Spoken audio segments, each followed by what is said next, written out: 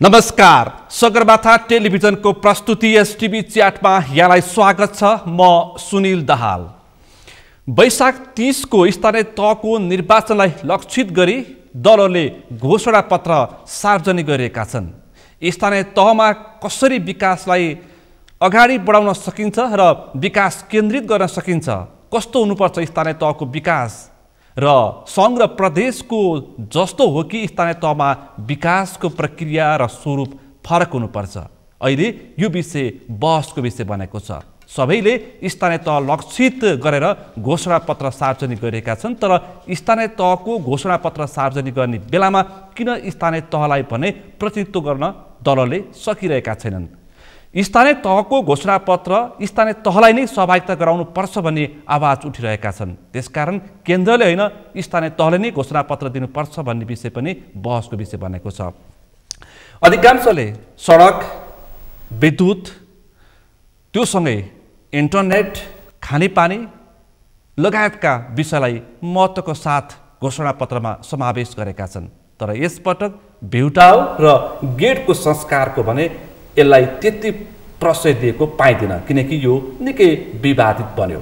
आज हामी यो घोषणा पत्र कस्ता कस्ता आइरहेका छन् पार्टीहरूका यो विषयमा बढी केन्द्रित हुन्छ भने त्यो सँगसँगै सत्ता गठबन्धनका अहिलेका विवादहरू पनि केही छलफल गर्नेछौँ। आजको यो छलफलमा मसँग सहभागी हुनुहुन्छ जनता समाजवादी पार्टी जसपाकी नेत्री हिसिला एबी। यहाँलाई स्वागत छ। धन्यवाद दाहालजी। आराम हुन्छ?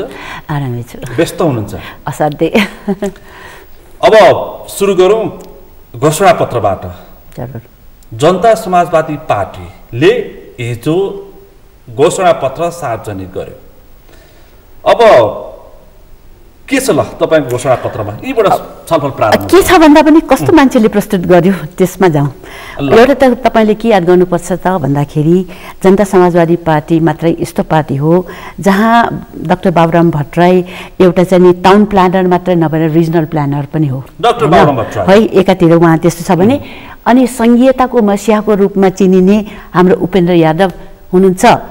डाक्टर बाबुराम भट्टराई त आफै पनि पूर्व प्रधानमन्त्री, उपेन्द्र यादव फेरि उप प्रधानमन्त्री पनि भइसकेको। त्यसपछि समावेशीको मसियाको रूपमा चिन्ने अशोक राई पनि हुनुहुन्छ जो मन्त्री भएको। त्यो दृष्टिकोणबाट मलाई के लाग्छ नेत्रीको रूपमा चिन्ने हिसिला एमी पनि हुनुहुन्छ। म त अब एउटा वाहकको रूपमा यहाँ आएकै छु होइन। त्यो दृष्टिकोणबाट हाम्रो प्रस्तुति अरू पार्टी भन्दा कहाँ फरक छ त भन्दाखेरि जस्तै अहिले मैले बुझेअनुसार एमाले पनि आफ्नो अवधारणा ल्यायो। तर त्यो एमालेको अवधारणा भनेको अब साँच्चै भने हिजोको प्र्याक्टिसबाटै उहाँले सरकारको संरचना ध्वस्त गरेर अनि तपाईँको चाहिँ नि भौतिक संरचना भ्यू टावर अनि गेट या कस्ता एकदम फ्यान्टास्टिक कुराहरू गरेको देखिन्छ।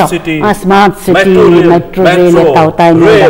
अनि काङ्ग्रेसको पनि अब हिजै मात्रै हाम्रो पछि एउटा अवधारणा मैले पनि सर पढेँ र काङ्ग्रेसको पनि एउटा औपचारिक लोकतन्त्र भन्दा भिन्न हामी कहाँ छौँ भन्ने किसिमले चाहिँ नि हामी औपचारिक लोकतन्त्र मात्रै होइन समावेशी विकास र समावेशी लोकतन्त्र सहितको भनेर हामीले र समावेशी लोकतन्त्र सहित त्यो मात्रै नभएर अझ ठोस रूपमा हामीले के भन्यौँ मध्य प्रदेशको उपलब्धि र त्यसले प्रादेशिक नीतिमा उसले के समेत गरेको छ जसले अन्ततः तपाईँको स्थानीय नीतिमा पनि असर पर्छ।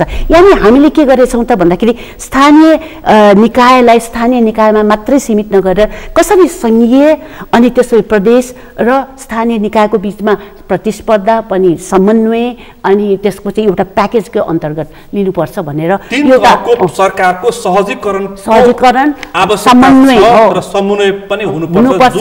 यो 5 वर्षमा त्यति हुन सकेन भनेर गुनासो त्यो मात्रै नभएर हामीले के भन्नु एउटा म्याक्रो लेभलमा यो समग्र प्याकेज हुँदै एउटा माइक्रो लेभलमा चाहिँ नि कि अब तपाईँको स्थानीय निकायलाई कसरी सहजीकरण गर्ने, कसरी यसलाई अझ तपाईँ एफिसियन्ट बनाउनको लागि तपाईँको कम्प्युटर ट्रेनिङ दिने, कसरी इङ्ग्लिस माध्यम, कसरी तपाईँको बहुभाषिक नीति अवधारणा हामीले चाहिँ नि शिक्षाको माध्यमबाट दिने भनेर एउटा म्याक्रोदेखि माइक्रो लेभलसम्म हामी गएको स्थिति छ।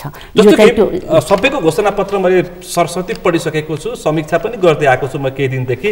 शिक्षा, स्वास्थ्य,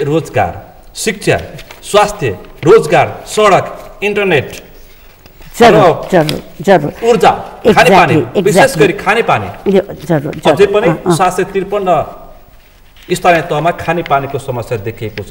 यिनै विषयवस्तु छ, तर तपाईँहरूको चाहिँ अलिक त फरक मैले पाइरहेको छु के भन्दाखेरि समावेशितालाई जोड दिनुभएको छ। वडा तहसम्म बस पार्क भन्नुभएको छ, तर वडा तहसम्म सडक सञ्जाल नै पुगेको छैन, कसरी बस पार्क होइन। त्यही पनि हामीले के भन्यौँ त भन्दाखेरि हामीले एउटा रिङ रोडको अवधारणा, लिङ्क रोडको अवधारणा समेत गरेछौँ। रिङ रोडले तपाईँको पालिका वडालाई जोड्छ भने लिङ्क रोडले बस्ती त्यहाँको टोललाई जोड्ने र यसरी चाहिँ हामीले माइक्रो लेभलसम्म पनि पूर्वाधारको कुरा गरेछौँ होइन। अब खानेपानी बुदागत रूपमा छलफल गरौँ। मैले नेपाली कङ्ग्रेसको घोषणापत्र पनि पढेँ, नेकपा माओवादी केन्द्रको घोषणा अपिल पनि पढेँ, नेकपा एमालेको पनि पढेँ, हिजो बेलुका जसपाको पनि पढेँ। अब तपाईँकै मुखबाट सुन्छु कि तीनवटामा के फरक छ, तपाईँले पनि पढ्नु भएको छ। ल यो सुरु गरौँ। मैले भनिहालेँ जस्तै मलाई गुणागत रूपमा जस्तै मैले भनिहालेँ, यसमा चाहिँ जुन किसिमले हामीले मध्य प्रदेशको उपलब्धि र प्राविधिक नीति यो सायद यस्तो अरू कसैले पनि गरेछन्। किन यो मध्य प्रदेशलाई हामीले हाइलाइट गरेछौँ त भन्दाखेरि यो अस्थिर तपाईँको चाहिँ सरकार अन्तर्गतमा 4 वर्षसम्म एउटा स्थिर, यद्यपि त्यहाँ पनि धेरै गडबड भए तापनि स्थिर सरकार भएको एउटा प्रत्याभूति यो मध्य प्रदेशले दिएको छ एकातिर।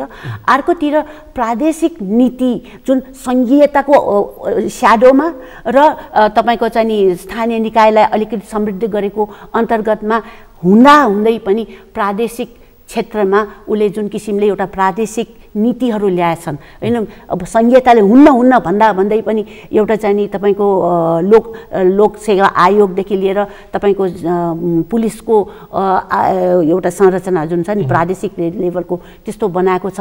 त्यो मात्रै नभएर एउटा विकासको क्षेत्रमा पनि एउटा ह्युमन इन्डेक्सलाई बढाउने क्रममा पनि एउटा बेटी बचाओ बेटी पढाओ भन्ने अवधारणा ल्याएको छ। त्यस्तै अनि यो शहीद भएकाहरूलाई चाहिँ सम्मान सहित उनीहरूलाई चाहिँ सहुलियत होइन, त्यो सेवा सुविधा त्यो सबै चिजहरू त्यहाँ चाहिँ फोकस गरेर दिएको छ, जो चाहिँ नि हार्ड रियल फ्याक्टलाई अगाडि सारेर ल्याएको छ भने। अब त्यसको साथसाथै मैले तपाईँलाई भनिहालेँ यहाँ के देखिन्छ त भन्दाखेरि जस्तै यसैमा पनि तपाईँको खण्ड क खण्ड ख भनेर दिएछ होइन। खण्ड क चाहिँ नि एउटा किनभने हाम्रो पार्टी भनेको एउटा नयाँ दिशा दिने एउटा वैकल्पिक पार्टी भएको नाताले कसरी वास्तवमा एउटा काङ्ग्रेस र एमाले भन्दा भिन्न भन्ने अवधारणा एउटा विचार माओवादी केन्द्र भन्दा फरक के छ यस घोषणापत्रमा। अब जस्तै उदाहरणको लागि बेस्ट इक्जाम्पल त तपाईँ देख्नुहुन्छ, हामी धेरै टाढा जानु पर्दैन। हाम्रै देशको चाहिँ नि पूर्व के भन्छ नर्थमा एउटा चाहिँ नि एकात्मक एउटा चाहिँ नि एकात्मक राज्यको शासन व्यवस्था प्रणाली छ, चीनमा छ होइन। भारतमा तपाईँको मल्टी पार्टी सिस्टम एउटा लोकतन्त्र उदारवादी लोकतन्त्रको एउटा उदाहरण छ होइन। एकातिर चाहिँ तपाईँको चाहिँ नि प्रजातन्त्र या भनौँ न लोकतन्त्रको कम प्रत्याभूत छ भने एकातिर लोकतन्त्रको नाउँमा फेरि अस्तव्यस्तता होइन, त्यहाँ चाहिँ नि सामाजिक दायित्व कम भएको अवस्थामा हामीले के भनिरहेछौँ एउटा दिगो विकासको लागि होइन, एउटा हामी भने जस्तै होइन, हामीभित्र म हुन्छ होइन। त्यस कारणले अर्थतन्त्रमा भित्र पनि तपाईँको चाहिँ सरकारी लगानीदेखि लिएर निजी लगानीदेखि लिएर सहकारी लगानी जो तीनटै कुरा वास्तवमा अहिले संविधानमा लेखेको छ, त्यसको एडेडमा फेरि हामीले कम्युनिटीको अवधारणा पनि ल्याएका छौँ होइन। कम्युनिटीको पनि अपनत्व दिनुपर्छ भन्ने चाहिँ नि त्यसरी हामीले चाहिँ नि एउटा एनहेन्स जुन समुन्नत समाजवाद भनिरहेछौँ के समृद्धि मात्र होइन, समुन्नत भनेको भ्याल्यु एडेड। त्यो भ्याल्यु एडेड भनेको के हो त भन्दाखेरि तपाईँले कुनै अर्थतन्त्रमा पनि एकचोटि ह्युमन इन्डेक्स सहितको भनिरहेछ क्या होइन। त्यहाँ चाहिँ नि तपाईँको आर्थिक वृद्धि कति भयो मात्रै होइन, प्रश्न त्यो होइन, त्यो ह्युमन इन्डेक्स यानि उत्पीडित जाति क्षेत्रको पनि तिनीहरूको पनि कतिको प्रगति भएको छ, तिनीहरूले कति सुविधा पाएको छ, त्यो सहित हामी गरेको नाताले गर्दाखेरि हाम्रो यो घोषणापत्रमा हाम्रो वैचारिक एउटा चाहिँ नि अल्टरनेटिभदेखि लिएर अनि 3 प्रदेशको चाहिँ नि क्रमिक रूपमा उनीहरूको एक आपसको सम्बन्ध समन्वय सहितको अनि त्यसपछि स्थानीयमा आउँदाखेरि अझ भन्यो भने घर परिवार स्तरीय कार्यक्रम समेत हामीले राखेका छौँ। घर परिवार कार्यक्रम भन्नाले चाहिँ घर घरमा चाहिँ उज्यालो, जहाँ तपाईँको ग्रिड सिस्टम छैन होइन, त्यहाँ चाहिँ हामीले चाहिँ के भनेछौँ, यो बिजुलीको 90% सरकारी अनुदानसहित सोलरको अवधारणा दिएछौँ।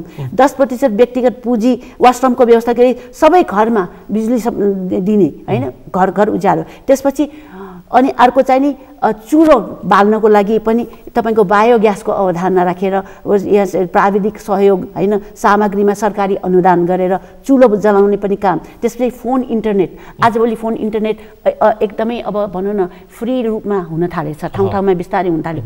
त्यस कारणले यसलाई अझ फ्री इन्टरनेटलाई घर घर गाउँ गाउँमा, किनभने हाम्रो देशको हाम्रो भौगोलिक स्थिति छ कि एकदम पकेट अफ आइसोलेसन्सहरू छ होइन, हो त्यसलाई चाहिँ नि हामीले इन्डिया भारत चाइनासँग मात्रै नजोडेर पुरै विश्वसँग जोडाउने जुन एउटा अहिले मलाई खुसी लागेको माध्यम होइन। अब अहिले तपाईँले त्यो दृष्टिकोण एउटा अङ्ग बनेको छ। त्यसकारण अब भनौँ न, अब विचार गर्नुहोस् त, हामीले सङ्घीय प्रादेशिक र स्थानीय मात्रै होइन, घर परिवार स्तरीय पनि हामी कुरा गरिरहेका छौँ। त्यो दृष्टिकोणबाट के छ त्यसभन्दा पछाडि यो तपाईँले घर परिवार स्तरीय कार्यक्रम राखेछौँ हो। अरू के छ? त्यस्तै दलित अल्पसङ्ख्यक को लागि पनि हामीले उनीहरू सशक्तिको लागि अल्पसङ्ख्यक शारीरिक अपाङ्ग र भएका समुदायको लागि 1 करोडसम्मको ऋणको ब्याज दरमा 5% भन्दा माथिको ब्याज अनुदान दिइनेछ भनेर चाहिँ नि हामीले यसरी उनीहरूलाई, किनभने उनीहरू अशक्त हुन् त, अशक्तलाई सशक्तिकरण गर्ने जुन सकार विभेदको अवधारणा अन्तर्गत पोजिटिभ डिस्क्रिमिनेसन अन्तर्गत पनि हामीले कुराहरू ल्याएका थियौँ। त्यस्तै धार्मिक तथा सांस्कृतिक, किनभने पहिचानको पनि कुरा गरिरहेकोले यो धार्मिक तथा सांस्कृतिक पहिचानको लागि कला संस्कृति गृह, प्रत्येक पालिकामा एउटा कला सांस्कृतिक गृह जहाँ तपाईँको कल्चरल प्रोग्राम पनि हुनसक्छ, जहाँ म्युजियम पनि हुनसक्छ, जहाँ लाइब्रेरी पनि हुनसक्छ। यो सबै चिजहरू एउटा सकेन्द्रित गर्ने गरिकन कला संस्कृति गृह पनि प्रत्येक वडामा राख्नुपर्छ भनेर हामीले संस्कृति र सम्पदाको संरक्षण जगेर्ना पनि गर्नुपर्छ भन्दाखेरि हाम्रो कस्तो भयो भन्दाखेरि एउटा प्याकेजमा समग्र विकास अन्तर्गत भयो। अब अरूले चाहिँ नि आंशिक भन्दा पनि हाम्रो बढी समग्र पनि भयो, समावेशी पनि भयो। त्यो कारणले चाहिँ जसपालाई स्थानीय तहमा मतदान गर्नु, यो घोषणापत्र पढेर विश्वास गर्छन् जनताले, यो पढेर पुरा हुन्छ भनेर विश्वास गर्छन्। विश्वास किन गर्नुपर्छ त भन्दाखेरि अहिलेको पुस्ताले समावेशीलाई अपनाएको छ र खोज्दै पनि छ, किनभने दिगो विकास त्योसँग जोडिएको छ। त्यो मात्र होइन, हामीले यहाँ प्रष्ट रूपमा के गरेछौँ भने विकासको नाउँमा विनाश पनि सँगसँगै आएकोले यो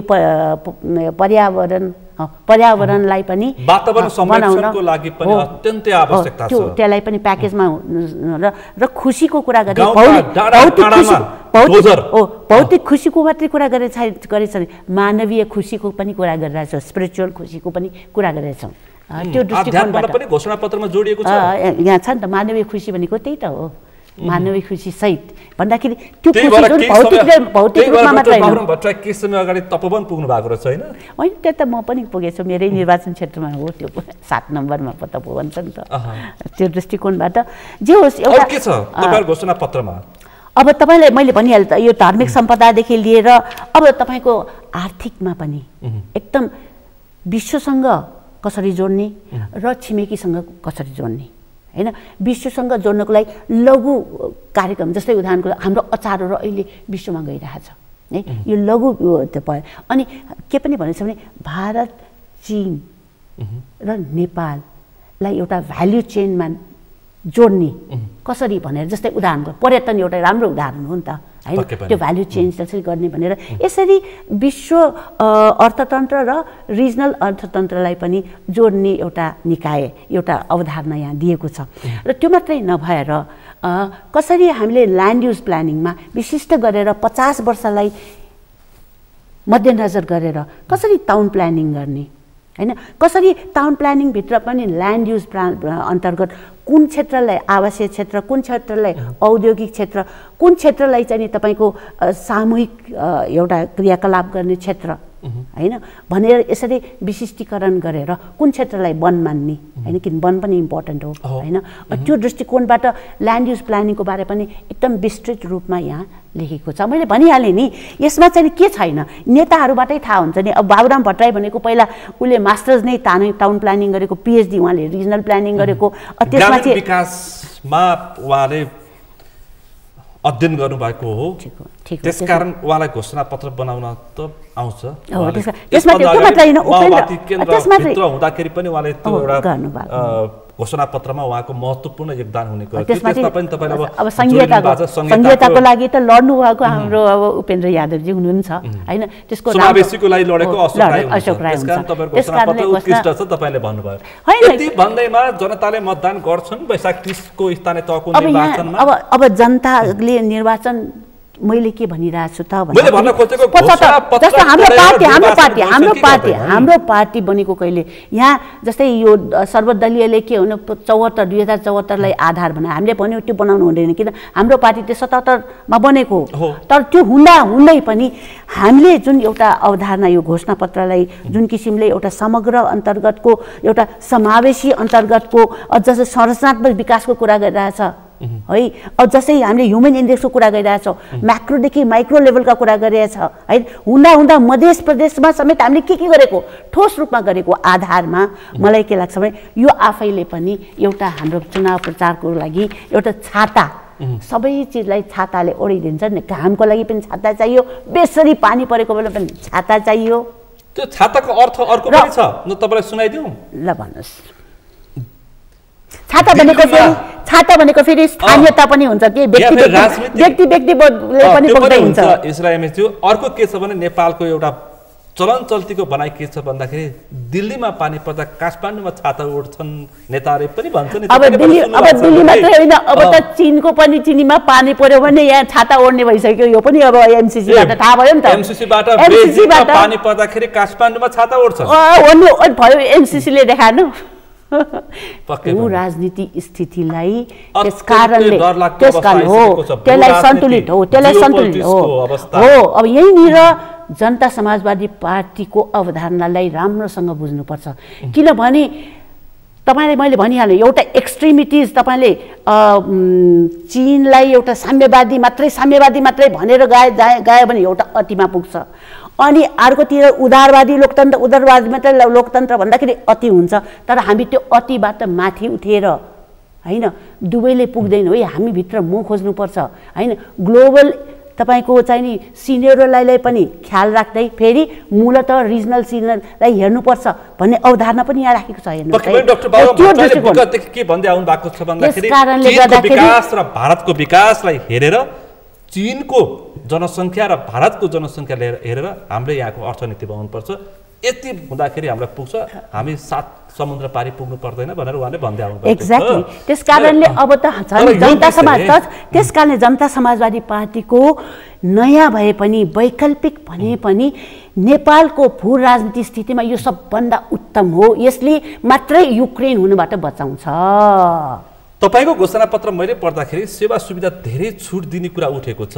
यहाँ मैले पढेँ त्यो अध्ययन गर्दाखेरि अहिले जुन श्रीलङ्काको अवस्था छ नि श्रीलङ्का आर्थिक रूपमा धराशयी बन्दै आएको छ यस्तै रहेछ श्रीलङ्कामा पनि दलहरूले आफ्नो घोषणा पत्रमा सेवा सुविधा दिँदाखेरि श्रीलङ्का चाहिँ के भयो भन्दाखेरि निःशुल्क सेवा सुविधा दिने जुन किसिमको संस्कार भयो त्यसको उपज अहिले श्रीलङ्का आर्थिक क्राइसिसमा गयो भनेर पनि मानिसहरूले टिप्पणी गरिरहेका छन् यसमा के भन्नुहुन्छ यहीँनिर म तपाईलाई प्रत्येक पार्टीको छ म तपाईलाई भन्छु सेवा सुविधा त यति जनताले पाएका छन् कि घोषणा पत्रमा प्रत्यक्ष पाउँछन् कि पाउँदैन त्यो आफ्नो ठाउँमा छ तर घोषणा पत्रमा त सेवा सुविधा छ नै यहाँ हामीले क्रमिक रूपमा भनेछौँ जस्तै उदाहरणको लागि समृद्धिको कुरा गर्दाखेरि एक थरीले खाली समृद्धिको कुरा गर्छ एक थरीले खाली डिस्ट्रिब्युसन कुरा गर्छ हामीले के भनेथौँ सुरुमा समृद्धिको लागि जोड दिनुपर्छ त्यसपछि वितरणमा जोड दिनुपर्छ भन्ने छ के पहिला समृद्धिलाई नै ध्यान दिएर अनि त्यसपछि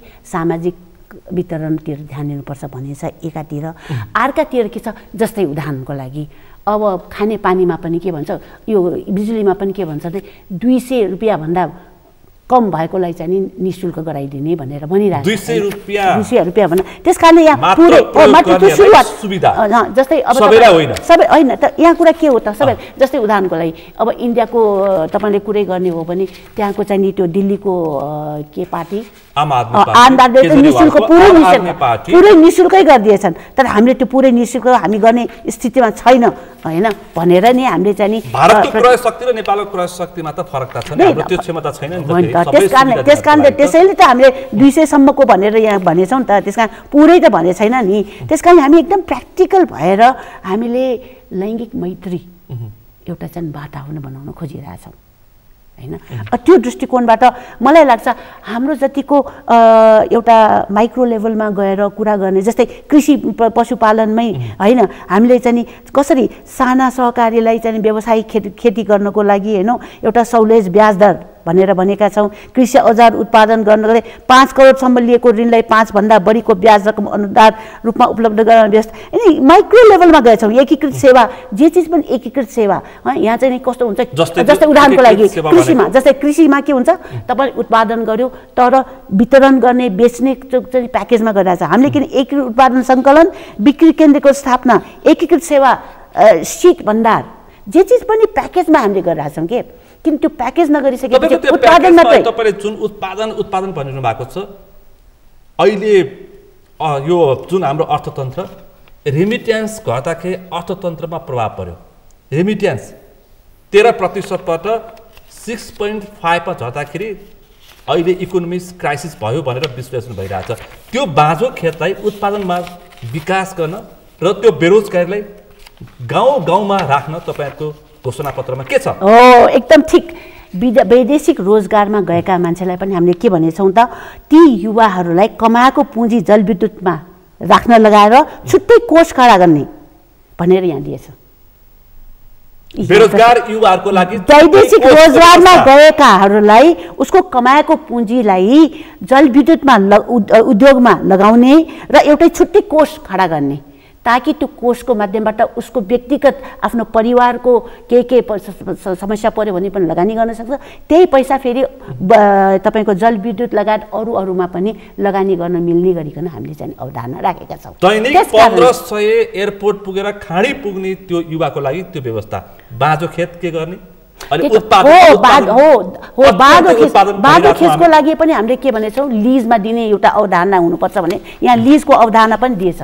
लिज दिनु पाउनुपर्छ भनेर चाहिँ नि त्यो अवधारणा आएछ कि यसमा छ हाम्रो कृषिमा अन्तर्गत छ। लिज भन्ने बित्तिकै शक्तिशाली व्यक्तिले मात्रै पाउँछ नेपालमा। सुरुबाट शक्तिशाली हुँदै त ट्रिकल डाउन गरेर तल जान्छ। तर लिजको अवधारणा त आउनु पर्यो नि त। अहिले पनि लिजको अवधारणा नआएर बाँझो अरू त छोड्नुहोस् मेरो आफ्नै माइतमा 7 रोपनी जग्गा अहिले पनि तपाईँ देख्न जानुहोस् केही गरेछ नि त्यत्रो त्यो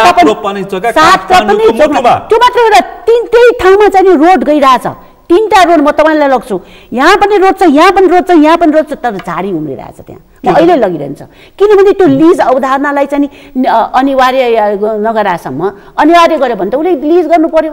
अब त्यो अनिवार्य नगराएपछि त्यो त्यसै हेरे के अब त्यहाँको मान्छेहरूले त के समेत भन्दा थाल्यो यो सबै झाडी उम्रेर गर्थ्यो हाम्रो भ्याल्यु हाम्रो चाहिँ त्यो जग्गाको भ्याल्यु नै कम भयो भनेर भनिदिएछन् क्या वरपरको जग्गा झाली। काठमाडौँको मुटुको जग्गाको त यस्तो हालत छ भने दूर दराजको अवस्था के होला? त्यस कारणले गर्दाखेरि अहिले हामी देख्छौँ तराईका धेरै भूभागहरू बाँझो भइसक्यो तर त्यहाँको उत्पादन जनशक्ति खाडी पुगिसक्यो। त्यसलाई के गर्ने हो? त्यस कारणले यसैलाई पनि उगाउनको लागि जस्तै महिलाको नाउँमा अहिलेसम्म 20% होइन कर भनेको ठाउँमा 25% गरिदेऊ है ताकि महिला सशक्तिमा हेल्प गरोस्। त्यस्तै पर्यटनमा पनि त्यहाँ उद्यमीहरूलाई चाहिँ अहिले विशेष गरेर होमस्टेदेखि लिएर अहिले तपाईँको साना उद्यमहरूको लागि अनि होम पर्यटनको हो नि होइन डोमेस्टिक पर्यटकहरूलाई पनि बढावा गर्नको लागि हामीले के भन्छ उद्यमीलाई पहिला वर्षको आयकरमा 75 छुट दिने भनेछन् के। त्यस कारण हामी स्पेसिफिक रूपमा गइरहेका छौँ के। त्यसमा पनि कसरी उनीहरूलाई चाहिँ एउटा लगानी मैत्री बनाउनको लागि महिलाहरूको लागि विशेष व्यवस्था यो त महिलाको लागि भनेर त होमस्टे सञ्चालनको महिलाहरूको लागि 50 लाखसम्म ऋणको 5 भन्दा बढी ब्याज अनुदान दिने भन्छ। यो त सबैको लागि पर्यटन आर्थिक गर्ने होटल तथा रिजोर्ट तथा अन्य सेवा उद्यमीलाई पहिलो 5 वर्षसम्म आयकर 75% छुट, 5 वर्षसम्म छुट दिनु भनेको 5 वर्षसम्म 75% छुट दिने भनेको त एउटा एक्चुअली हाम्रो स्थानीय तहले त्यति छुट दिन सक्छ। मलाई के लाग्छ भने अहिले यदि कुनै उद्योग चलेछ भने त्यो पर्यटन उद्योग चलेको छ हो। त्यो त म त अहिले भर्खरै पनि पोखरा गइरहेको छु, मलाई 4 नम्बर प्रदेशको जिम्मा दिएछ र पोखरामा त यो मैले एकदम प्रत्यक्ष देखेको कुरा हो। अझ भन्ने हो भने त्यहाँको चाहिँ नि अटेरी समूहले पोखरालाई नै केन्द्रित गरेर अनि पोखराभित्र पनि पर्यटनलाई केन्द्रबिन्दु बनाएर उसले चाहिँ घोषणापत्र मैले हेरेर आएको छु के। त्यस कारणले पर्यटन क्षेत्र भनेको हाम्रो कन्टेक्स्टमा एउटा म आफै पनि पर्यटन मन्त्री हुँदाखेरि मैले के वकालत गरेको थिएँ, पर्यटनलाई एउटा मेन उद्योगको रूपमा लिनुपर्छ भनेर मैले त्यसको चाहिँ नि नेतृत्व गरेकै हो। पर्यटनलाई उद्योगको रूपमा विकास गर्नुपर्छ, मेन उद्योगको रूपमा। नेपाल जस्तोमा जो नेपालमा सम्भावना बढी छ, ठीक हैन? अब खानेपानीको कुरा गरौँ। प्रत्येक घोषणापत्रमा खानेपानी प्रत्येकको छ, तर अझै पनि हामी बझाङदेखि इलामसम्म पुग्दाखेरि खानेपानीको पहुँचमा साधारण जनता छैनन्। पिउने पानी त छैन देशमा। अनि हेर इच्छा शक्ति भयो, म तपाईलाई भन्छु इच्छा शक्ति छ भने त्यो गर्न सकिन्छ। जलस्रोतको धनी देश पिउने पानी हो, इच्छा शक्ति छ भने गर्न सकिन्छ। यसको उदाहरण म गोर्खाको अब म तपाईलाई यो यसै विषयमा गोर्खाकै कुरा गर्दैछु। घुमेको छु तपाईले डाक्टर बाबुराम भट्टराईको क्षेत्र जहाँ पिउने पानीको अत्यन्तै कठिन समस्या छ। ल भन्नुस्। अब गोर्खाकै उदाहरण दिन्छ। गोर्खामै साँच्चै भन्यो एउटा ब्रेक थ्रुको रूपमा चाहिँ नि अहिले पानी ठाउँ-ठाउँमा पुर्याउने काम गरिरहेछ। तल तपाईको नदीहरू छ, माथि पानी पुगिरहेको छैन। त्यसकारणले ग्राभिटेसनल त्यो के पम्पको आधार लिफ्टिङ प्लेटको आधारमा गरेर त्यसलाई प्राथमिकताका सहित बाबुरामजीले चाहिँ त्यहाँ ठाउँ-ठाउँमा पानी पुर्याउने काम गरिरहेको छ। त्यो दृष्टिकोणबाट यो इच्छा शक्तिको कुरा हो। इच्छा शक्ति भयो भने त्यो पोसिबल छ, किनभने प्रत्येक पहाडको खोजमा कुनै न कुनै पानी हुन्छ। यही त यहाँ पानीको बारेमा रुपियाँ 200 सम्मको खानेपानी बिल निःशुल्क गरिने भनेर भनेछ। तर त्यो खानेपानी बिल निःशुल्क गर्नको लागि त खानेपानी त पुग्नु पर्यो नि त। त्यही त खानेपानी पुग्नको लागि इच्छा शक्ति भयो भने त्यो पम्पको माध्यमबाट त्यो तलको पानी पनि हामीले प्रत्येक पहाडमा कुनै न कुनै नदी बगिरहेको हुन्छ, कुनै न कुनै खोजमा चाहिँ स्ट्रिम बगिरहेको हुन्छ, त्यसलाई हामीले जनताको घर दैलोसम्म पुर्याउन सकिन्छ। तर शिक्षा शक्ति पेश गर्छु। 25 वर्षपछि मेलम्ची अस्ति भर्खर झर्यो। यस्तो देश हो यो। काठमाडौँ उपत्यकामा अर्बौं रुपियाँ लगानी गरेर ल्याएको मेलम्ची 25 वर्षपछि कृष्ण प्रसाद भट्टराईले माथिबाट हेर्नुभयो भने पनि के भन्नुहुन्छ होला? अब मेलम्चीमा त म आफै पनि भौतिक योजना मन्त्री हुँदाखेरि मैले त्यसकारणले देशलाई मात्रै तपाईँले दोष नै विदेशी जसले चाहिँ लगानी गर्छ उनीहरूको पनि स्वार्थ, उनीहरूको एकदम मायोपिक स्वार्थले गर्दाखेरि वास्तवमा जुन देशको परिवेशमा स्थानीय परिवेशलाई चाहिँ उसले मान्यता नदिए त्यसलाई नगर्दाखेरि पनि त्यहाँ धेरै प्रब्लम आएको। जस्तै म तपाईँलाई भन्छु खानेपानीमै स्थानीय निकायमा तपाईँ खानेपानीबाट यो जुन मेलम्चीको पिआरओलाई पिटेछ। त्यहाँ पिआरओ भनेको पब्लिक रिलेसन अफिसर जसले चाहिँ जनतालाई एउटा सहभागितामूलक गरेर उनीहरूलाई सबै दिने ठाउँमा त्यहाँ पिटेको ठाउँ। त्यो पिटेको कारण के रहेछ त भन्दाखेरि कति 40 करोड पैसा स्थानीयलाई दिनुपर्छ भनेको त्यो 40 करोड जिल्लामा गएर बाँडफाँड गरेछ, स्थानीयहरू हेरेको हेरै भयो। यस्तो ठाउँ हो। त्यस कारणले मैले के भन्यो यो गलत भइरहेको स्थानीय जानुपर्छ भनेपछि बल्ल मैले त्यो अवधारणा ल्याइसकेपछि ताला तोडियो र पिट्ने काम छोडियो। यस्तै एउटा दृष्टान्त छ मसँग। जुम्लामा चाहिँ 23 वर्ष भएछ एउटा खानेपानी आयोजना पुगेको, अहिलेसम्म बनेको रहेछ। यति सामान्य समस्या विश्व कहाँ पुगिसक्यो, दुनियाँ कहाँ पुगिसक्यो, पानीमा अड्किरहेको छ। म यो कुरालाई म के भन्न चाहन्छु भने सबै हो म तपाईँलाई के भन्छु, सबैले गोर्खा जानु। गोर्खामा सापेक्षित रूपमा हिजोको र आजकोमा धेरै फरक छ। पानीलाई पम्पको माध्यमबाट माथि ल्याएर ठाउँ-ठाउँमा वितरण गरिरहेछ। एउटा चिज तपाईँले के खानु, म आफै साक्षी छु कि बाबुराम भट्टराईले प्रत्येक महिनामा उहाँ आफ्नो निर्वाचन क्षेत्र जानुहुन्छ र प्रत्येक कार्यालयमा उहाँले फोन गरिकन यो ठाउँमा यो किन नभएको, यो रोड किन नबनेको, अहिलेसम्म यो किन नभएको भनेर उहाँले प्रत्येक महिना प्रत्येक दिन बिहान अरू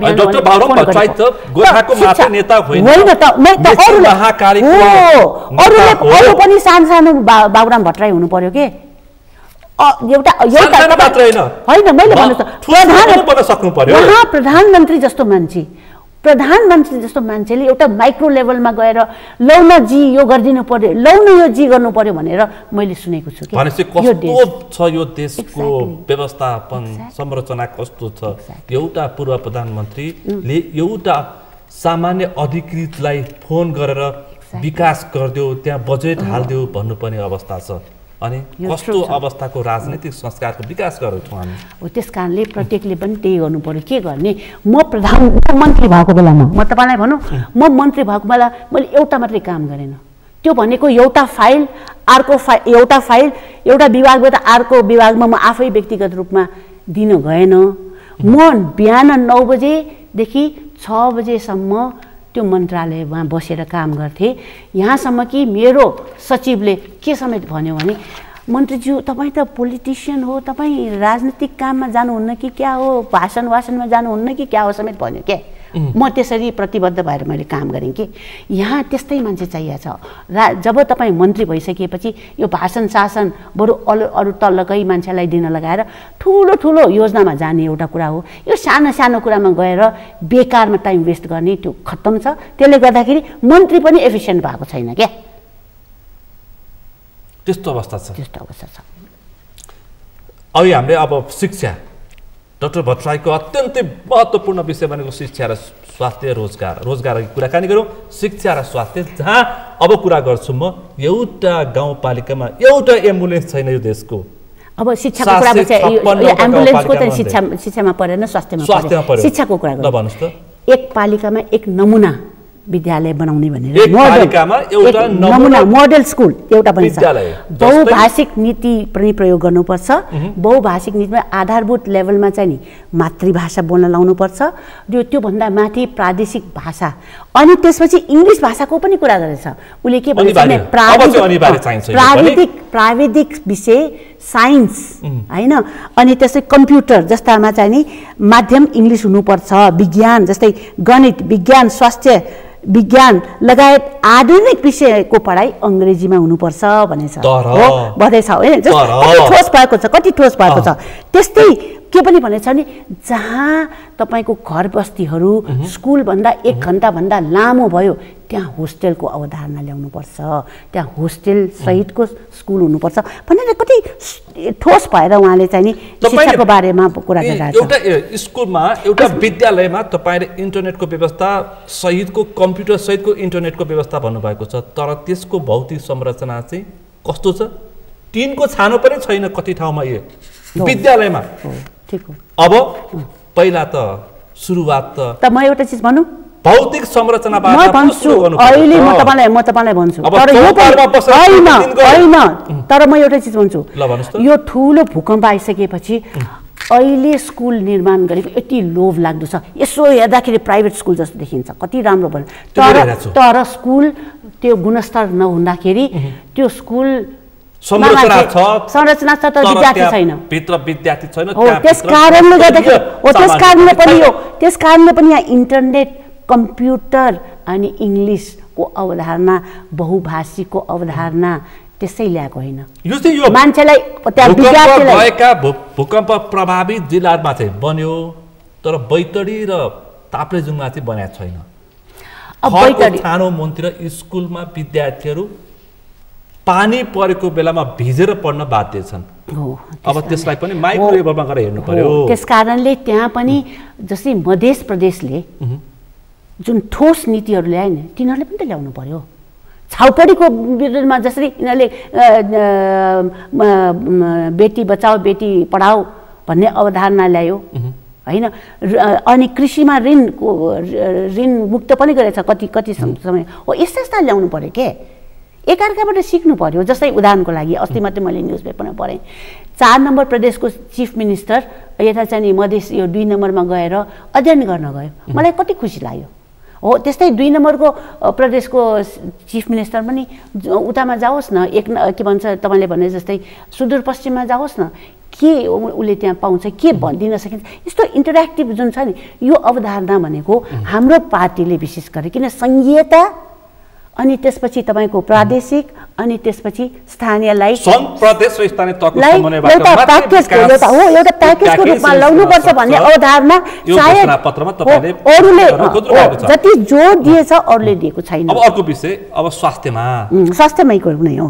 स्वास्थ्यमा पनि के भन्छ नि हरेक पालिकामा एउटा स्वास्थ्य संस्था हैन बर्थिङ सेन्टर भनेछ अझ जो प्रेग्नेन्ट वुमेनहरुको लागि बर्थिङ सेन्टरको यो अवधारणा दिएको छ। अनि गाउँपालिका नगरपालिकाका प्रत्येक वडाहरूमा एकजना चिकित्सक सहितको एउटा स्वास्थ्य चौकीको अवधारणाको दिएछ हैन।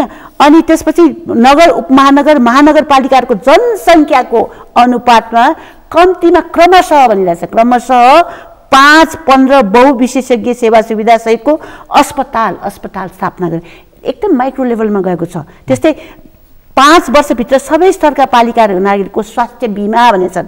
अझ अति विपन्न युवा लैङ्गिक विपन्न वर्गहरूको एउटा प्रिमियम यो शुल्क प्रिमियम स्थापित बीमा अब यो समेत पनि दिएको छ है। खेलकुदलाई पनि प्रोत्साहन गर्नलाई खेलकुदमा त हामीले त हैन यो खेलकुद भनेपछि डाक्टर भट्टराईले अलि बढी चासो राख्नुहुन्छ उहाँले अलि बढी सबै पनि चासो राख्नुहुन्छ स्पोर्ट्स वुमन भएको नाताले अनि रङ्गशालाको छ कृषिको व्यवस्था छ पशुपालनको व्यवस्था पनि तपाईले त्यहाँ गर्नु भएको छ। एउटा चीज तपाईले के म एउटा आर्किटेक्ट भएको नाताले मलाई के थाहा छ त यो जथाभावी उदाहरणै लिने हो भने बजाङमा बाजुरामा गयो घोषणा पत्र पढ्दाखेरि त इस्लामीले मेयर बन्नुपर्ने रहेछ कि यहाँ त हुन्छ डाक्टर भट्टराईले बन्छु भन्नुभयो।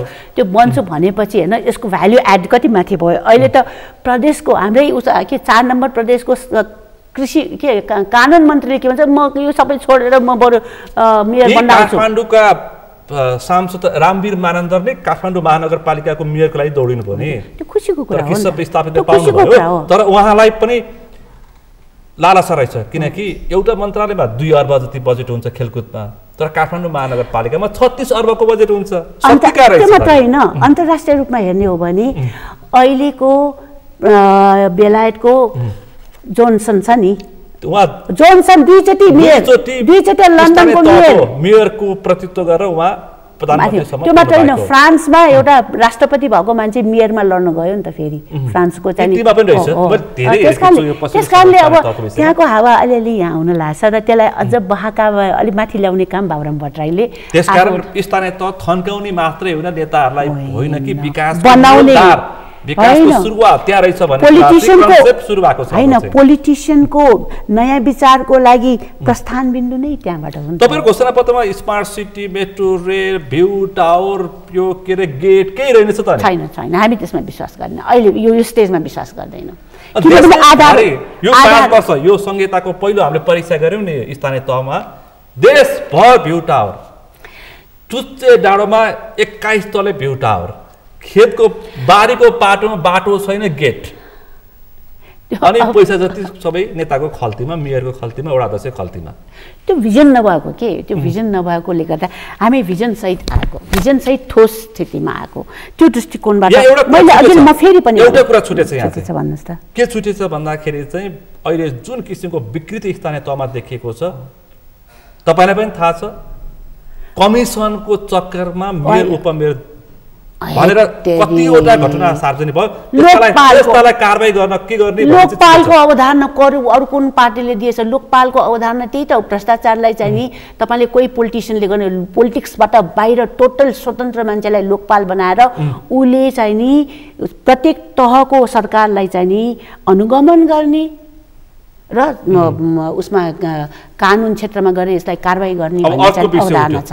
एउटा लोकपालको नेतृत्व डाक्टर भट्टराईलाई दिनुपर्ने रहेछ नि त्यो त कसलाई नेतृत्व तर एउटा चीज मैले पनि एउटा चीज के यहाँ छुटेको देखेँ भन्दाखेरि के भन्नुस् त त्यो भनेको के हो त लागु पदार्थको बारेमा यहाँ के लेखेको छ त्यो चाहिँ छैन के त्यो मैले नोट गरेँ किन लागु पदार्थ एकदमै अहिलेको युवाहरुको अवस्था बढिरहेछ त्यसकारण त्यो एउटा चाहिँ मैले देखेँ नभएको कुरा मैले यहाँ देखिरहेको छु त्यो दृष्टिकोणबाट अझै पनि मैले जोडे यो करप्सनको विषय स्थानीय तहमा यतिसँग गइरहेको छ कि मानिसहरू चकित भएका छन् आफन्तलाई ठेक्का दिने आफन्तको कन्स्ट्रक्सन बनाउने उपभोक्ता समिति आफन्तलाई राख्ने त्यसपछि गएर कमिसन खाने यो यस्तो छ कि स्थानीय तहमा एकजना स्थानीय तहको विज्ञले भन्नुहुन्थ्यो कि स्थानीय तहमा अख्तियार जाने हो भने 753-56 वटा स्थानीय तहमा 500 जति अख्तियारको फन्दामा पर्न सक्छ। आजै मात्रै तपाईँले पत्रिकामा हेर्नु भएन, नयाँ पत्रिकामा चाहिँ नि हिजो मात्रै के हाम्रो राष्ट्रपतिले उसलाई चाहिँ विभूषित गरेको मान्छे अब अहिले चाहिँ नि सम्मानित गरेको मान्छेले कर्मचारी आज चाहिँ नि घुसमा चाहिँ नि उसलाई समात्यो भन्ने कुरा भनेपछि देश कहाँ छ? अब त्यो दृष्टिकोणबाट म पत्रकारलाई धन्यवाद दिन चाहन्छु। उहाँले यो कुरा नल्याएको भए मैले यहाँ भन्न पनि पाउँदैन थियो, सचेत पनि गर्न पाउँदैन थियो। त्यसकारण तपाईँहरूलाई पनि अर्को कुरा छुटेको छ। त्यहाँ सबभन्दा बढी तपाईँले चासो राख्ने स्थानीय तहकोमा 2 नम्बर प्रदेशमा राखिरहनु भएको छ। त्यो चेली बेटी बचाउँ साइकल बाँडुमा पनि कमिसनको खेल भयो। अब साइकल बाँड्ने जुन अवधारणा तराईको लागि असाध्यै राम्रो हो। त्यसले गर्दाखेरि महिलाहरू स्कुलमा जाने बढेको छ। अब त्यो जुन जुन भ्रष्टाचार भनेको छ त्यो त छानबिनको विषय हो। मलाई थाहा छैन कतिको छानबिनबाट थाहा हुन्छ, मलाई थाहा छैन। यो पनि न्युजमा यो पनि छलफलको महत्त्वपूर्ण विषय हो। पैसा मात्रै गएर भएन, पैसाको दुरुपयोग गर्नु भएन, जनताको पसिनामा दुरुपयोग गर्नु भएन। त्यसकारणले यदि त्यो चाहिँ साँच्चै दुरुपयोग भयो भने त त्यो कानुनले जे गर्नु त्यो त गराउनुमा त हाम्रो त पुरै सहमत हुन जान्छ हैन। त्यसमा हामीले चाहिँ नो भन्ने त कुरै आउँदैन। अझ हामीले भनिहाले नि यो सबै चिजलाई कन्ट्रोल गर्नको लागि लोकपालको अवधारणा, त्यहाँ पनि लोकपालको अवधारणा अहिले उनीहरूले चाहिँ होइन घोषणापत्र मात्रै यहाँ छ मात्रै होइन कि 2 नम्बरमा पनि लोकपालको अवधारणा त्यसले चाहिँ नि मन्त्री परिषदबाट पास गरिसक्यो, तर कार्यान्वयन भयो कि भएन मलाई थाहा छैन। तर लोकपालको अवधारणा त्यहाँ पनि 2 नम्बर प्रदेश काम पनि 2 नम्बर भने अहिले त मध्य प्रदेश भयो।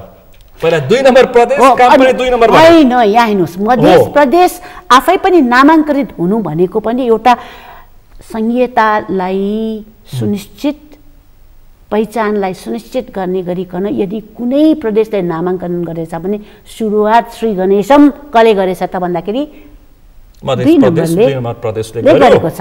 त्यो दृष्टिकोणबाट अब सुरुमा त कच्याङ पच्याङ त भइहाल्छ। जस्तै उदाहरणको लागि डाइभोर्स ल आउँदाखेरि सुरुमा ओहो यसले त परिवार विखण्डित गर्छ भन्यो, कुनै ठाउँमा परिवार विखण्डित पनि गर्यो होला, तर एउटा क्रममा त त्यो चाहिँदो रहेछ भन्ने किसिमले आएको छ। यो घोषणापत्र बनाउँदाखेरि स्थानीय नेता कार्यकर्तालाई समावेश तपाईँले गराउनु भयो कि केन्द्रबाट थुपार दिनुभयो?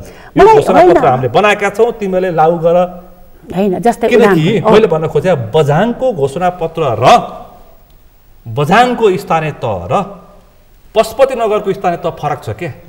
अहिले मैले बुझेअनुसार हैन, यो बुझ्नको लागि विशेष गरेर मध्य प्रदेशबाट पनि त्यहाँ किन स्थानीय तहमा हाम्रो धेरै जितेको छ के, अनि त्यस कारणले तिनीहरूसँग सहकार्य गरेको मलाई थाहा छ कि हैन। अब त जसपा त मधेस मात्रै होइन कि सातै प्रदेशको प्रतिनिधित्व गर्छ नि त। तैपनि 2 नम्बरमा हाम्रो स्थानीय तहमा म्याक्सिमम मान्छे वडा अध्यक्ष भएका छन्, म्याक्सिमम मेयर भएका छन् हैन। 2 नम्बर मात्रै होइन कि सातैवटा प्रदेशमा म्याक्सिमम जित्नु पर्यो नि त। हो, तर यो लेख्नको लागि तपाईले सोध्नु भयो नि त मलाई, यो लेख्दाखेरि कुन लेभलसम्म तपाईले चाहिँ सहकार्य गर्नुभएको छ भनेपछि मैले थाहा पाएँ। तपाईले सुझाव दिनुभयो गण्डकी प्रदेशको बागलुमाथि तपाईले लिनु भएको भएन भन्ने मेरो प्रश्न। कहाँबाट लिएन भन्ने प्रश्न होइन कि लियो त लियो, तर कहाँबाट लियो त जहाँ हाम्रो जनाधिकार या जनाधार बढी भएको ठाउँमा लिनु स्वाभाविक हो क्या। अब अन्त पनि ल्याउला, तर लिएछ है, लिएको कारणले गर्दाखेरि ठोस रूपमा आएको हो। त्यसो भए त यो घोषणापत्र एकाङ्की भएछ। किन एकाङ्की भयो? कस्तो कुरा गर्नुहुन्छ तपाईले? यहाँ जुन स्थानीयमा जानुहोस् न, यहाँ स्थानीयमा 2 प्रदेश भने छ र स्थानीयमा 2 प्रदेश मध्य प्रदेश भने छैन नि त। स्थानीयमा त स्थानीय भनेर लेखेछ। यस लेख्नुहोस् न, बरु यसमा भ्याल्यु एडेड के भयो, मध्य प्रदेशमा पनि कसरी यहाँ काम भएको छ के भएछ भन्ने ठोस त्यसको एउटा उदाहरण सहित जो अरूले गरेको छैन, अरूले कुनै। त्यसकारण तपाईको घोषणापत्रले 756-53 सबै गाउँपालिकालाई समेट्छ हैन? समेट्नु पर्छ, त्यसको लागि यो मार्गदर्शन हो नि त। अब कुरा गरौँ अन्तिममा छु गठबन्धन। जताततै गठबन्धन भत्क्यो, कसरी चुनाव जित्ने? एउटा गठबन्धनको इतिहासलाई बुझ्नुपर्छ। सरकारको संरचनालाई ध्वस्त गरेकोलाई, चाहे त्यो वैचारिक कुरा हो, चाहे त्यो राजनीतिक कुरा, चाहे त्यो भौतिक किन नहोस्, चाहे त्यो आर्थिक किन होस्, त्यसलाई बचाउनको लागि यो गठबन्धन बनेको हो। तर गठबन्धन भनेको फेरि त्यहाँ विभिन्न विचारको एकीकरण पनि छ, सङ्घर्ष पनि छ, समन्वय पनि छ। खुसीको कुरा के हो त, प्राय जसो स्थानीय निकायमा यसरी गठबन्धन कतै पनि अभ्यास पनि भएको छैन। अब कतिको त्यो साकार भएको छ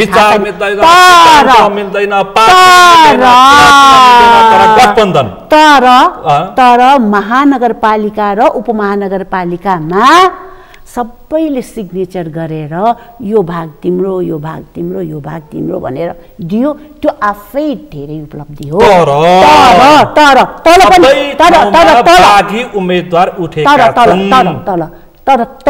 तल चाहिँ नि फेरि मिलिरहेको अवस्थामा चाहिँ आज चाहिँ नि 8 बजे अन्तिम मिटिङ हो भनेर, अब त्यो मिटिङबाट के आउँछ मलाई पनि थाहा छैन, तर 8 बजे आज अन्तिम मिटिङ हो भनेर मैले सूचना पाएँ। तपाईले पाएको विराटनगर महानगरपालिकामा पनि त्यहाँको तपाईको नेताले छोड्नुभयो, उहाँ स्वतन्त्र उम्मेदवार लड्नु भएको छ। अब मैले बुझे अनुसार वीरगञ्जमा हाम्रो राजेशमान प्रधान हुने भयो भनेर पक्का छ। विराटनगरमा हाम्रो उपमेयर, नेपालगञ्जमा उपमेयर, कलेम पनि उपमेयर को हो भन्ने अब त्यो सुनिश्चित नाउँ चाहिँ नि बाहिर अनि तपाईँ अन्तिम दिनमा काङ्ग्रेस एमाले सबैले जब आजै त बिहान 8 बजे यहाँ बसिरहेछ भने नाउँ कहाँबाट आउँछ? तपाईँ पनि नाउँ आज अन्तिम दिन भएको हुनाले अन्तिम समय कुर्नुपर्छ क्या। हुन त नेपालका राजनीतिक दलहरू अन्तिम समयमा निर्णय गर्छन् सधैँभरि, त्यसकारण यो निर्णय त गर्छ। अरू देशमा त्यस्तो पनि छैन, यहाँ त अन्तिम समयमा सबै मिल्छ। नाउँ लिन चाहन्न, यही वरपरको देशमा तपाईँको पक्ष र विपक्षको नेताहरू एकअर्कासँग बोल्दैन, तर हामी कहाँ त माझ्छन् पनि, सङ्घर्ष पनि गर्छ, एकता पनि गर्छ र अन्तिममा आएर फेरि मिल्छ भने। त्यस कारणले नेपालको विशेषता त्यहीँनिर छ हो। अब त्यही अनुसार यो स्थानीय चुनाव पनि राम्ररी जानेछ भन्दै म चाहिँ नि सकार रूपमा सोचेछु। मत क्रस हुने कतिको सम्भावना तपाईँ देख्नुहुन्छ? अब मत क्रस कहाँ छैन, अलिअलि त भयो होला, अलिअलि त हुन्छ होला। कतिपय अवस्थामा त्यो चुनाव चिन्ह पनि नचिनेर यताउता कहाँ पनि भयो। कति सिट ल्याउँछ वैशाख 30 को स्थानीय तहको? हामीले म तपाईँलाई मैले तपाईँलाई भनिहालेँ, हामीले धेरै ठाउँमा के गर्यौँ त भन्दाखेरि, किनभने हाम्रो पार्टी नयाँ हो, 77 मा मात्रै बनेको पार्टी हो होइन। हाम्रो चुनाव चिन्ह पनि नयाँ भएको नाताले हामी विशेष गरेर स्थानीय निकायमा है, अब जसरी तपाईँले भनिहालेँ यहाँ महानगरपालिका उपमहानगरपालिका यस्तो छ भने धेरै ठाउँमा हामीले वडा अध्यक्ष, उपाध्यक्ष नभएको ठाउँमा उपाध्यक्ष मागेको छ, कतिपय ठाउँमा हामीले सदस्य मात्रै पनि मागेका छन्। तर सबै ठाउँमा हामी हामी मागेछौँ,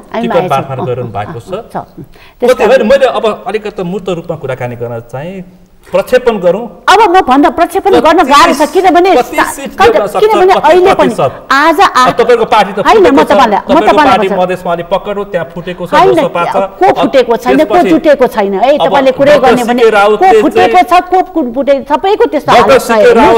त्यो दृष्टिकोणबाट म तपाईलाई के भन्न चाहन्छु भने अहिले 8 बजेको मिटिङ छ, त्यो 8 बजेको मिटिङबाट स्थानीय लेभलमा कहाँ मिलाउँछ हैन, कतिको त्यो मिलाएको आधारमा पनि मत आउने कुरा। त्यसकारण अहिले म भन्ने स्थितिमा छैन, किनभने गठबन्धनले नि कहाँ गठबन्धन स्थानीय निकायमा अब तपाईँको चाहिँ नि पालिकाहरूमा पनि अध्यक्ष उपाध्यक्ष या कहाँ मिलाउने त्यो सबै मिलाएपछि त थाहा हुन्छ नि त। त्यसकारण अहिले म भन्न खोजेको कस्तो गठबन्धन भयो भन्दाखेरि प्रतिपक्षको राप्रपा नेपालसँग गठबन्धन छ, एमालेको परिवार दलसँग छ, यतातिर नेपाली कांग्रेस, जसपा, माओवादी केन्द्र, राष्ट्रिय जनमोर्चा, जो संहिता नै एउटा यति ठुलो संहिताको मसियार छ जसपा, अर्को जनमोर्चा संहिता हुनु हुँदैन, खारेज गर्नुपर्छ भन्नेको गठबन्धन छ। न विचार मिल्छ, न सिद्धान्त मिल्छ, घोषणापत्र फरक फरक छ। कसरी मत माग्ने? एउटा पार्टीको अर्को पार्टीको होइन, त्यहाँ त्यो गठबन्धनको जगै के हो त भन्दाखेरि यो जो पार्लियामेन्टलाई डिफङ्क गर्न खोजेको त्यसको विरुद्धमा आएको जनताले मत कसरी होइन पुग्न हो। जनतालाई के भन्छ यो जनतालाई मेयर माओवादीको घोषणापत्र फरक फरक छ, भोट कसरी माग्ने हो? यहीँनिर के हो, प्रतिगमन विरुद्धको यो गठबन्धन हो भन्दै प्रतिगमन विरुद्धको यो गठबन्धन हो, तर विचार फरक फरक भएकैले त पार्टी फरक फरक भएको हो नि। कि त पार्टी फरक नल्याऊ भन्नु पर्यो तपाईँको भन्ने अनुसार। विचार फरक भएपछि त पार्टी फरक। हेर अहिले जनता धेरै सचेत भइसक्यो।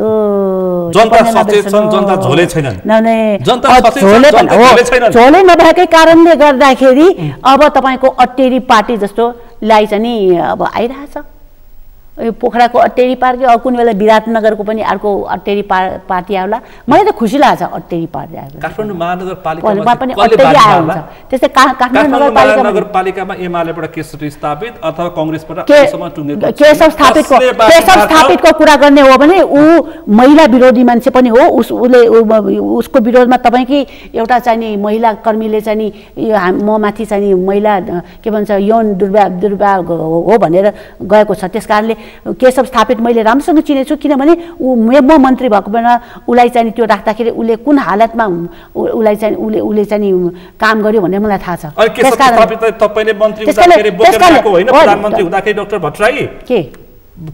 प्रमुख बनाउन खोजेको भन्ने चर्चा थियो त नि। ऊ काम गर्ने खालको हो भनेर मैले चाहिँ नि राखेँ, तर उसको कामबाट थाहा भयो बेकाम बढी ऊ अर्को केपी ओली हो। चर्का कुरा गर्ने, ठुला कुरा गर्ने, तर ठोसमा काम नगर्ने। अन्तिममा छु म। अब स्थानीय तहमा यो वैशाख 30 को स्थानीय तहमा पनि महिलाहरूलाई चाहिँ उप मात्रै हो? यो एकदमै राम्रो प्रश्न गर्नुभयो। यो कुराबाट हामी यति सचेत भएका छौँ होइन। मलाई लाग्छ सबै पार्टीभित्र महिलाहरू चिन्तित छ हो। किनभने वास्तवमा हामीले के सोचेको थियौँ भन्दाखेरि यो निर्वाचन आयोगले यसलाई स्ट्रिक्टली ल्याएर यो चाहिँ कानुनबाटै नै अध्यादेशकै माध्यमबाट भए पनि होइन महिलालाई चाहिँ नि अनिवार्य होइन, चाहे त्यो गठबन्धनकै अन्तर्गत नहोस् अनिवार्य उनीहरूको उपस्थिति हुनुपर्छ भनेर ल्याउला भनेर म लास्टसम्म पनि सोचिरहेको, तर भएन। त्यसकारणले म त्यति खुसी छैन। आफै पछि पर्यो। तर गठबन्धनको चुनावमा के भइरहेछ भन्दाखेरि दुईटा पार्टी हुन्छ, दुईटामा पुरुष हुन्छ, महिला हेरेको त्यो कम हुँदै गएको म पनि देखिरहेको छु। र त्यो